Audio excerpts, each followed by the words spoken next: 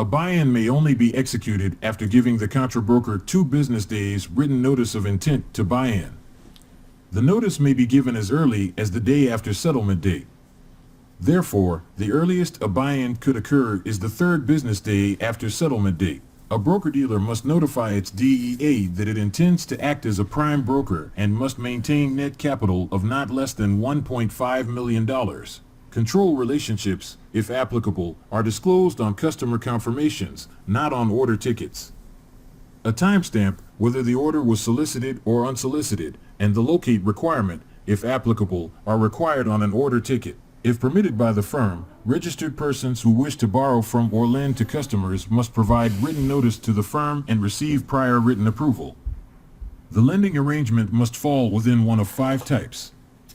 In addition to the 3 listed above, lending arrangements between registered persons and customers are also permitted if there is either a personal or a business relationship outside of the broker/customer relationship.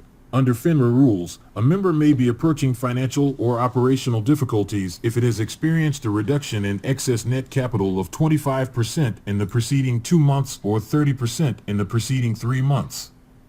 Other signs that difficulties may lie ahead include being unable to clear and settle transactions promptly, books and records not being current, and being in early warning, or close to, or in violation of the net capital rule. In a short margin account, when the market value of the position is trading below $5 per share, a customer must maintain 100% of SMV or $2.50 per share, whichever is greater.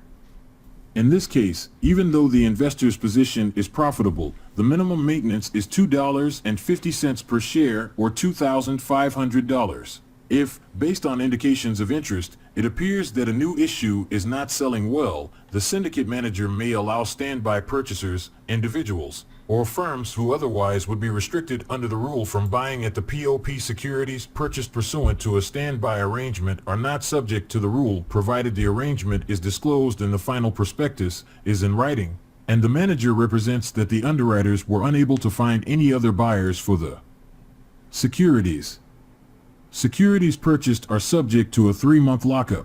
Focus IIA reports are filed by introducing firms quarterly, within 17 business days of the end of each calendar quarter.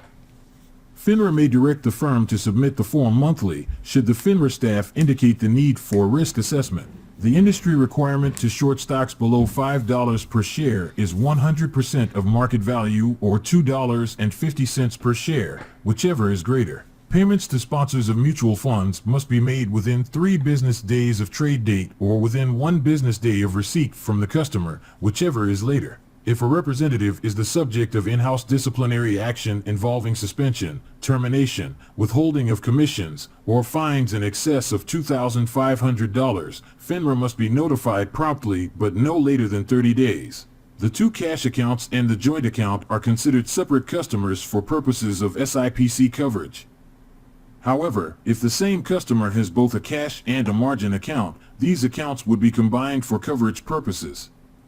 As a general statement, coverage is per separate customer, not per separate account. The SEC, in its 21A report, concluded that there was serious collusion between market makers regarding the setting of bid-ask spreads, the sharing of information on customer limit orders, and the sharing of information regarding the release of research reports and trading strategies. These actions are anti-competitive and can lead to suspension or expulsion.